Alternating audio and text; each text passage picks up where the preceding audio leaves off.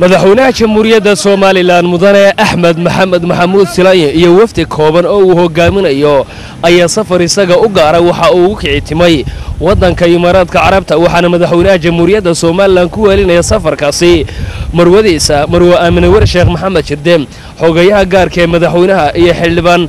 Axmed Maxamed Diiriye Nacnac safarka madaxweynaha jamhuuriyadda Soomaaliland ayaa qaadan doona muddo kooban waxaana gagada diyaaradaha ee Cigaal International Airport ee magaalada Hargeysa ku sii sagootiyay madaxweyne ku-xigeenka jamhuuriyadda Soomaaliland mudane Cabdiraxmaan Cabdilaahi Ismaaciil Seelici gudoomiyaha golaha wakiilada Soomaaliland mudane Baashe Maxamed Faarax xubno ka tirsan golaha wasiirada iyo waliba mas'uuliyiin kala duwan oo kamid ah golayaasha qaranka Soomaaliland afayeenka madaxtooyada Soomaaliland mudane Xuseen Aadan Ciga Xuseen Deer oo la hadlay warbaahinta qaranka ayaa ka waramay safarka madaxweynaha Soomaaliland uu ku tagay wadanka Imaaraadka Carabta waa safar khaas ah oo madaxweynuhu ku maqnaan doono dabcan madaxweynuhu muddada oo xaga ku maqan yahay wixii hawlaha qaranka ee la soo gudboonaada ay ku jiraan danaha iyo maslaxadaha ummadda jamhuuriyadda Soomaaliland uu ka hawlgali doonaa waan inuu u ducaynaa madaxweynaha inuu Ilaahay nabad geeyo oo nabadna inoogu soo noqdo